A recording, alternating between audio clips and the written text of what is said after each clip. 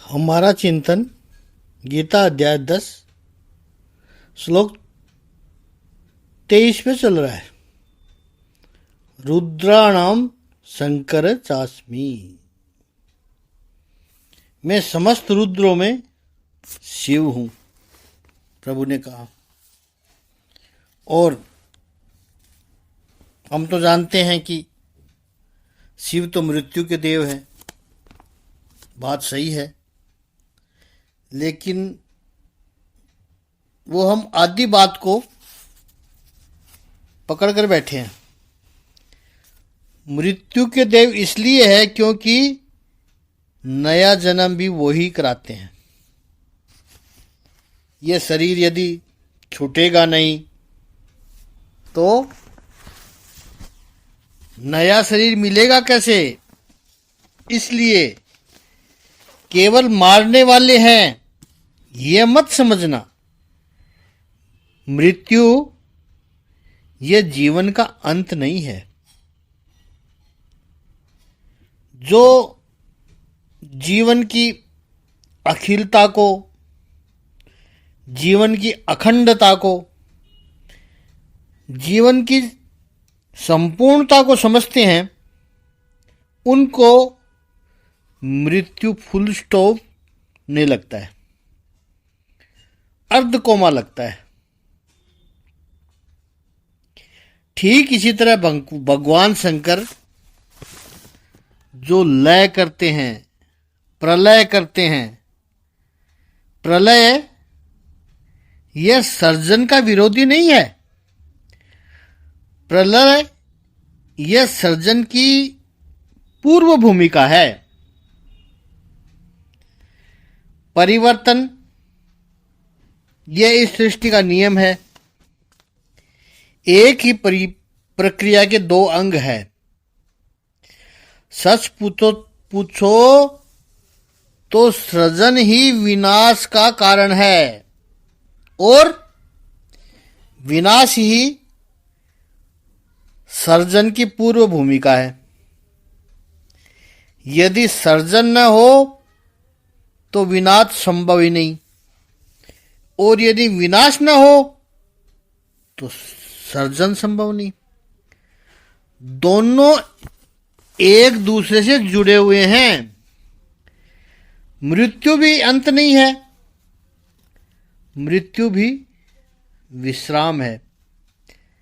जैसे दिन भर का थका हुआ रात को सो जाता है, ऐसे जीवन भर का थका हुआ मृत्यु के क्षणों में विश्राम करके फिर पुनः नूतन जीवन के लिए तैयार हो जाता है। ये दोनों भगवान रुद्र और एकादश रुद्रों में भगवान शंकर, भगवान श्री कृष्ण कहते हैं कि मेरी विभूति है, वो मैं हूं। इसमें यह भी ध्यान रखना प्रिय स्वजनों कि शिव तत्व को जब हम समझ नहीं पाते, उसके महत्व को स्वीकार नहीं कर पाते, जैसे हमने कहा कि जो रुलाए वो रुद्र है, वैसे ही प्रलय की प्रक्रिया यूं तो भयंकर लगती है, लेकिन वो भयंकर है नहीं। उसमें संकर वृत्ति है, मांगलिक है, वो मंगलकारी है। हाँ, यहां ज्योतिष वाला मंगल मत समझना, मांगलिक मत समझना। मंगल को, मंगल यानी पवित्र है, कल्याणकारी है। यदि प्रलय नहीं होता तो उत्पत्ति भी नहीं होती। जिसको खेती का ज्ञान है, नॉलेज है, किसान को और किसान से जो जुड़े हुए उनको भी होता है, और थोड़ा बहुत तो सबको पता है। गार्डनिंग तो करते रहते हैं, किचन गार्डनिंग। उनको पता है कि फसल ठीक से उगे, इसलिए उसके आसपास जो घास फूस है उसको निकालना आवश्यक है। अब कोई कहे उन्हें निकले ही नहीं, उनको निकालना नहीं है, तो धरती का जो रस है, धरती का जो कस है, कस, वो घास फूस खींच कर ले जाएंगे। फिर फसल में इतनी ताकत नहीं रहेगी। तो खरपतवार, घास फूस का निकलना बहुत जरूरी है, निकालना पड़ेगा। जो अनावश्यक वनस्पति है उसको निकालना पड़ेगा, तभी फसल में पुष्टि आएगी। कहने के लिए तो ये सूत्र बड़ा मधुर लगता है कि जियो और जीने दो। भगवान रुद्र का तत्व को आप समझेंगे तो जीवो और जीने दो वाला सूत्र अधूरा है। लिव एंड लेट लिव, ये अधूरा सूत्र है। सच पूछो तो जीवो और आपको जो जीने देता है उसको जीने दो, ये पूर्ण सूत्र है। यदि कोई आपकी प्रगति को रोकता है तो उसको चेक करना, उसको कंट्रोल करना, यह आपका कर्तव्य बनता है। और इस कर्तव्य से जो चूक जाते हैं वो अपने अस्तित्व को खो बैठते हैं।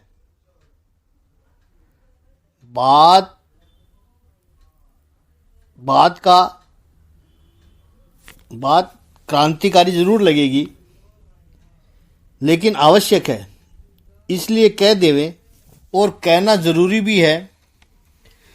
जो हमारे अस्तित्व को चैलेंज करने लगे, यानी जिनको हमारा अस्तित्व ही खलता हो, जो हमारे अस्तित्व का शत्रु बन के बैठा हो, और आप कहोगे कि जीने तो उनको, आप अपने ऊपर बहुत बड़ा खतरा मोल ले रहे हो। ये मूर्खता है, ये दया नहीं है, ये मूर्खता है। तो जीवो और जीने दो, नहीं, जीवो और तुम्हें जो जीने दे उसको भी जीने दो। संघर्ष ये सृष्टि का सिद्धांत है, इसको स्वीकार किया है सबने। Survival of the fittest. If you want to survive you have be fit.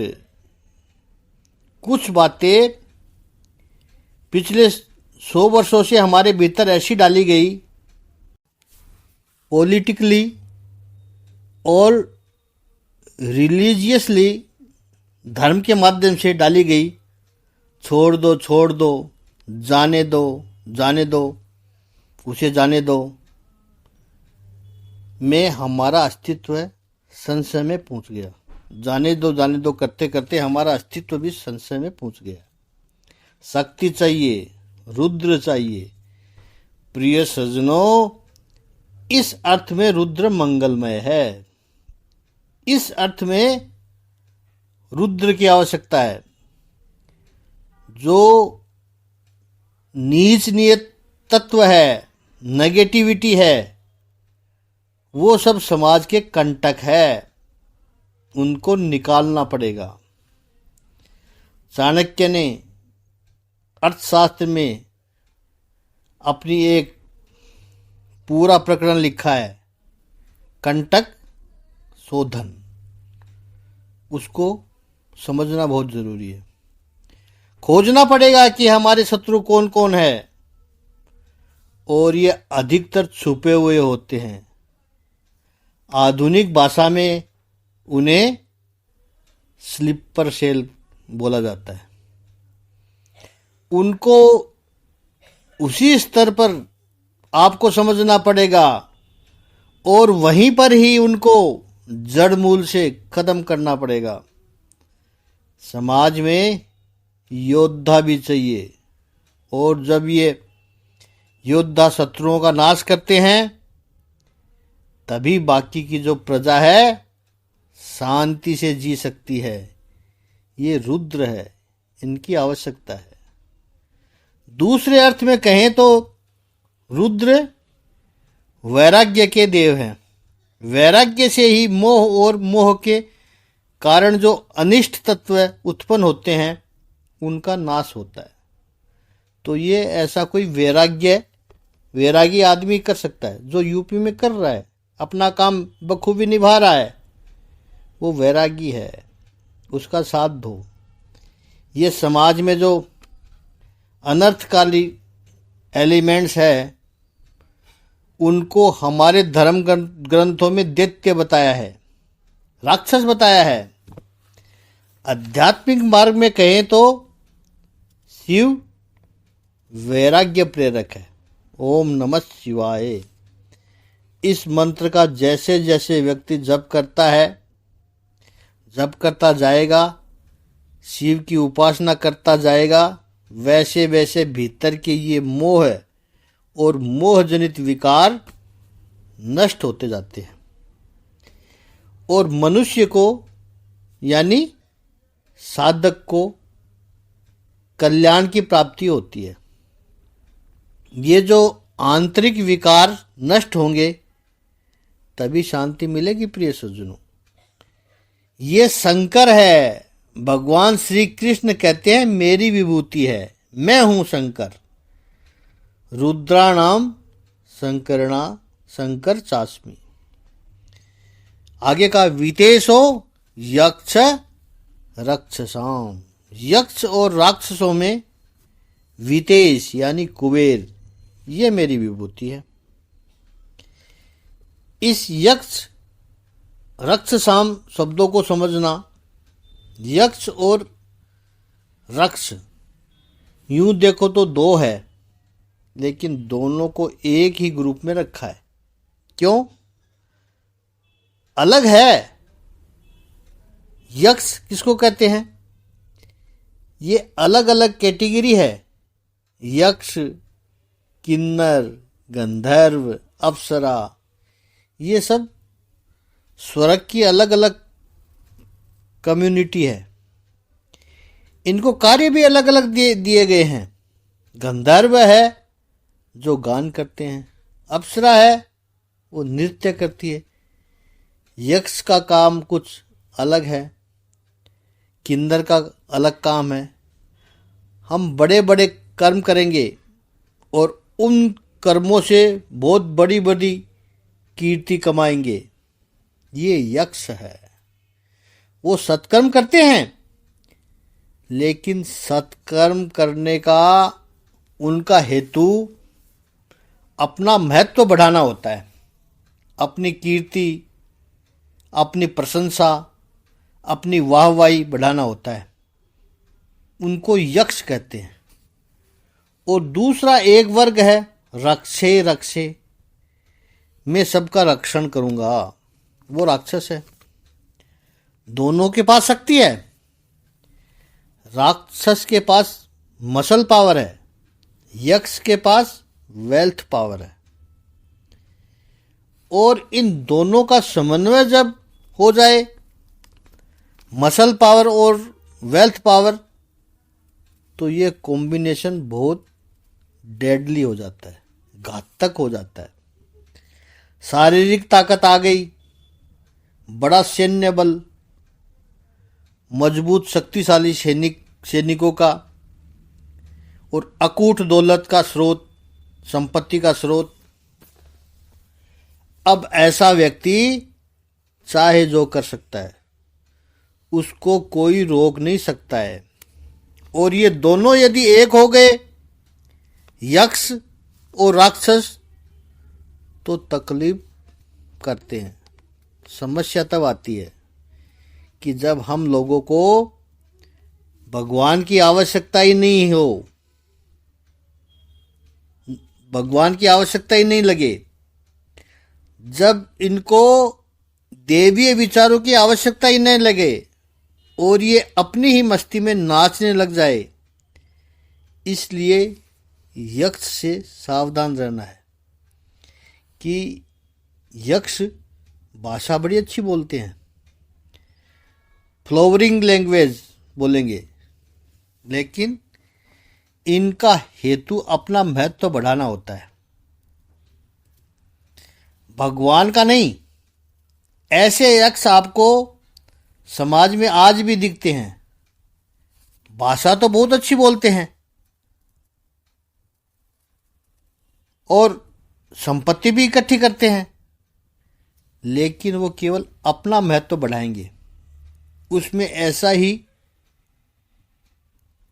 Trend Arya Samaj में चल रहा है। देखो, स्पिरिचुअल लीडर्स, स्पिरिचुअल गुरु बन के घूमेंगे, लेकिन वो अपने पास में भगवान की तस्वीर नहीं रखेंगे, अपनी ही तस्वीर बेचेंगे सब जगह, सबके गले में अपनी ही तस्वीर लटकाएंगे। उनके चेले को, उनके भक्तों के घर में जाओ आप तो हर दीवार पर एक दाढ़ी ही चिपकी दिखेगी। ये सब यक्ष है, ये स्पिरिचुअल लोग नहीं है। बातें यज्ञ की करते हैं, बातें सत्कर्म की करते हैं। आपको कहेंगे हम मेडिटेशन करवाएंगे, योगा करवाएंगे, ये कराएंगे, वो करवाएंगे, and they will pushed and ऑनसेंस। वे अपनी ही भावना को आगे बढ़ाएंगे। ये सारे अक्ष है। अच्छा बोलेंगे, अच्छा अच्छा करेंगे तो बड़ा ही सरल है उनके झांसे में आ जाना। भगवान की बात वो नहीं करेंगे, वो शास्त्र की बात नहीं करेंगे, और बात भी करेंगे तो अल्टीमेटली अपने उस पैकेजिंग के लिए करेंगे। उसी को तो वो बेचना चाह रहे हैं, और उनके पीछे चलने वाले बेचारे अंधे निर्दोष लोग, वो उन्हीं की नाम की तालियां बजाते रहेंगे। आप ऐसे लोगों को भली भांति जानते होंगे कि 21वीं सदी में ये कौन यज्ञ बने घूम रहे हैं, यक्ष बने घूम रहे हैं। इनको स्पिरिचुअल मत कहना, वो गुरु नहीं है, वो यक्ष है। संपत्ति बहुत होती है उनके पास, नेटवर्क भी बहुत बड़ा होता है उनका, क्योंकि बेचारे कई लोग उनको बेचने के लिए दौड़ते हैं, ब्रांडिंग करते हैं उनकी, इसी की करते हैं, मार्केटिंग भी इसी का ही करते हैं। वो भगवान का नहीं करते हैं। प्रिय सज्जनों, हम माध्यम है। ये शरीर आज है, कल नहीं रहेगा। शरीर चले जाने के बाद भी शास्त्र रहना चाहिए, परमात्मा के विचार रहने चाहिए। इस पर और अधिक चिंतन कल करेंगे। आज इतना ही।